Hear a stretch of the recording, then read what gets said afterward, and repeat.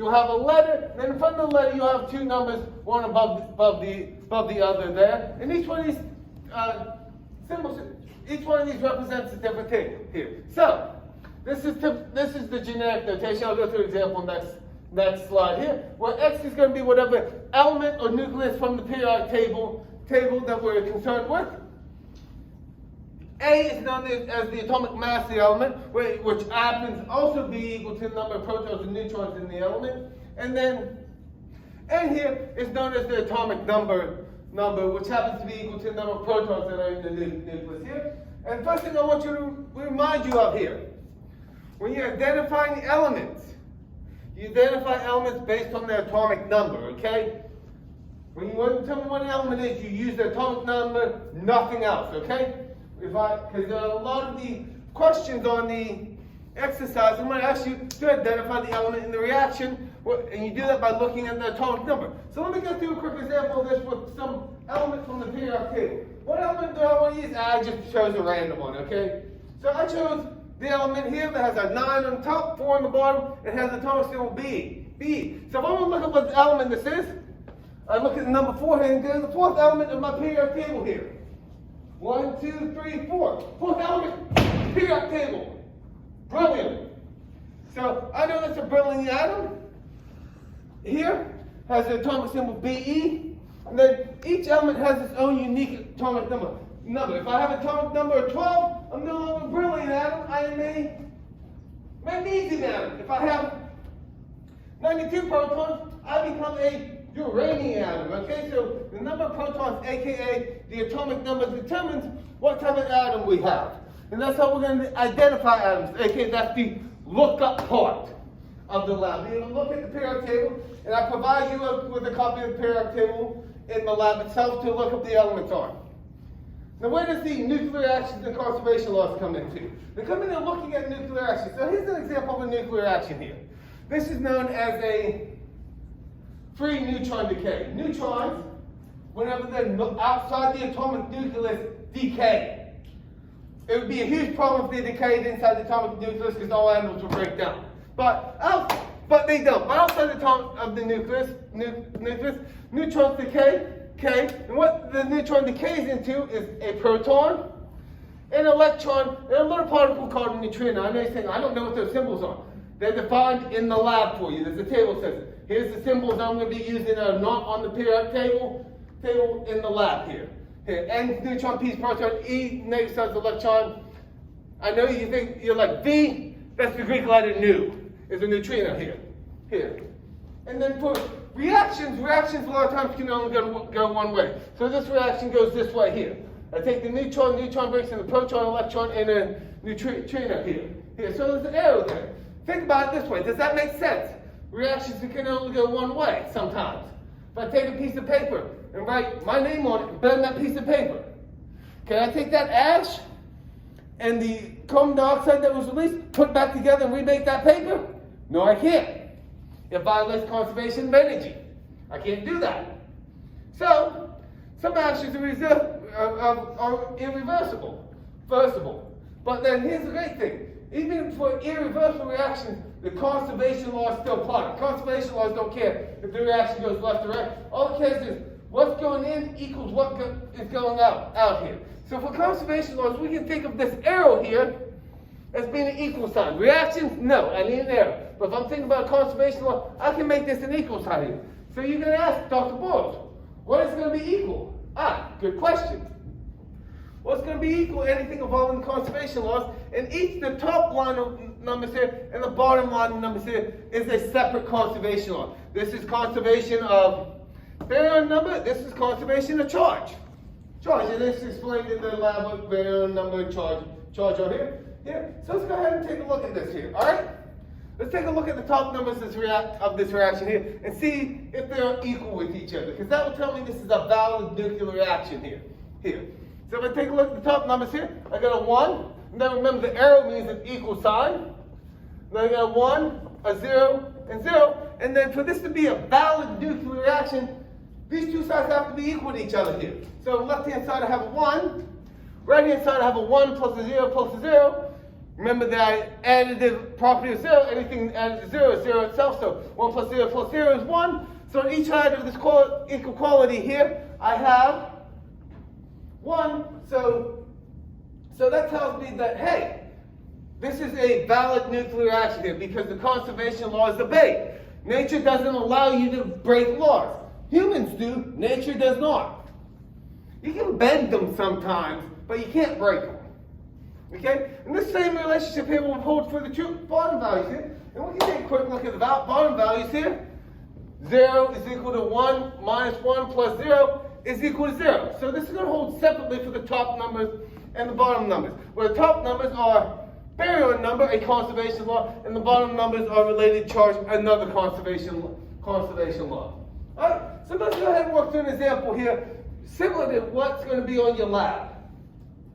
So power. So here's an example similar to what it's going to look like on the lab. What I want to know here, I want to know 2 pieces of information. So this is a nuclear reaction where a neutrino hits a lithium atom and makes me a hydrogen atom and something else, I don't know what it is. So I want to determine what that is here for the situation here. So why don't you define the missing value K here and identify the unknown element here, J. So what we're going to do is we're going to go ahead and use charge conservation along the bottom here to figure out what the value of K is. So remember, I think of the arrow here as an equal sign, and then I only look at the bottom numbers here. So I get 0 plus 3 is equal to 1 plus K. So going to the next slide here. So I probably should have jumped to the next slide here. So I look at the bottom numbers because those are the numbers involved with the charge of the particles in the nucleus, which we don't know the names of them yet, but we'll learn them here in a second. So I got 0 plus 3 on this side, the arrow means an equal sign, 1 plus K on this side. I look at it and say, oh, what does K have to be equal to?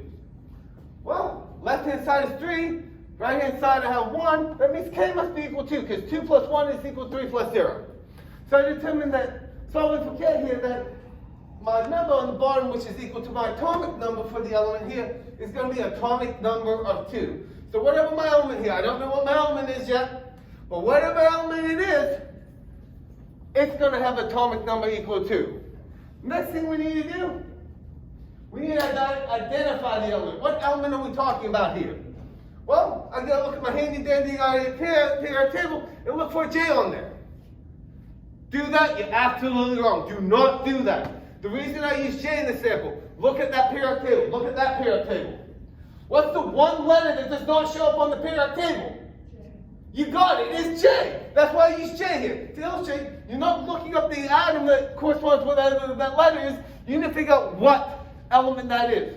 So how do I do this? I say, hey, I know the atomic number is 2, so I go to my handy dandy periodic table here. Number 1, number 2. But there's number 2 on my periodic table right there. And I find out that my unknown element is helium. And yes, I don't know where my meter stick is, okay? No idea, that's why I'm jumping above the periodic table. I technically do need the exercise also, here. So I go ahead and look at my periodic table, and I supply you one with the lab. It's actually called a Kids Killer periodic table, but the reason I chose it is because a lot of periodic tables have too much complex stuff on them that you don't need to know for this lab, so I chose you the simplest one possible. But anyhow, I see that the atomic number of this element is 2. We look at the handy dandy periodic table here and see the second element on the periodic table with the number 2 up at the right hand corner of the block is equal to helium. So I know my unknown element here now is going to be 4,2 helium, which is the typical helium that we have here on Earth. It's not any sort of exotic state. It's the typical helium we find here all the time on Earth here. Is our element, and that's what the lab is about. Is applying the conservation laws and being able to identify if the conservation laws are valid, and being able to identify elements from using the conservation laws here. So, do I have any other comments about this lab? Yes, I do, real quick. The first comment I want to make is if you go to the lab on Blackboard, you click on the nuclear reaction submission. You click on that, click the word begin, you're going to see what's the numerical value for A. I know you're going to say, well, what's A? Read the lab.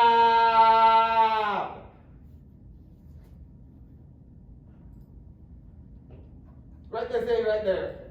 Read the lab. And the reason I'm making such an emphasis of it, because I've been grading your Nomen labs, and you didn't read it. And they say, well, wait, yeah, I did. No. Here's the first page of it. First comment right there. Carefully read the lab and complete the exercise. If there's something not clear, ask the instructor. I only had 2 or 3 students ask me questions.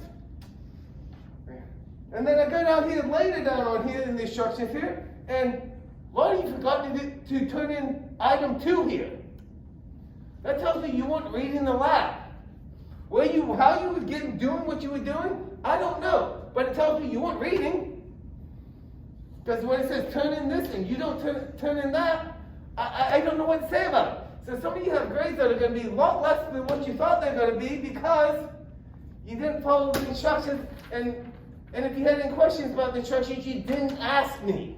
As I said, I had a couple students come and talk to me, but not as many as I thought should have, and the grades are definitely reflecting that, okay? If you have a question, ask, okay? But anyhow, as you go through doing this nuclear reaction lab, you'll notice here, I don't put the questions in here. The questions are on the PDF. You'll have to look at the PDF, and then go ahead and put the answers into Blackboard as you go through the PDF.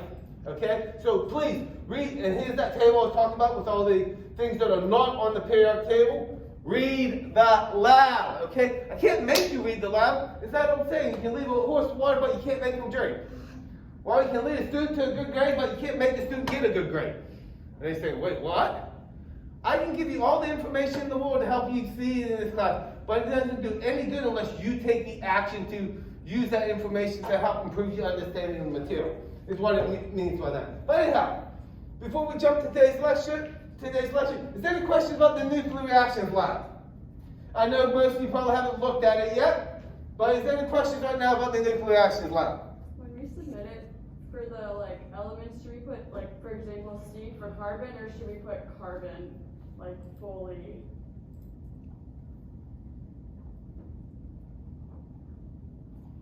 What is the atomic symbol of element F? Does that answer your question? I'm specific in that. I want the atomic symbols. Why? Because they're easy to type in, right? If I have to type in atomic symbol, at most it's 2 letters. If I have to type in a whole name, some of those names are horrible. And then also, when you type in the name, if you misspell it, it won't count you correct. So by having you put in the atomic symbols instead of the names, it lessens the chance you're going to miss the question due to misspelling the answer. Because when you put board and answers in Blackboard like that, they have to be spelled exactly correct. You screw them up, they will count them wrong. So I have you put in atomic symbols because at most you got to put in 2 letters, okay? And then in that case, it's very hard to screw up putting 2 letters. You can, but yeah. But I was very specific on this to make sure to have, and for the reason of misspelling answers, to have you only put in the atomic symbols, okay? So yeah, so there's a reason I have you, as I explained, there's a reason for atomic symbols. You're less likely to make a mistake typing them in. Any other questions? I mean, I did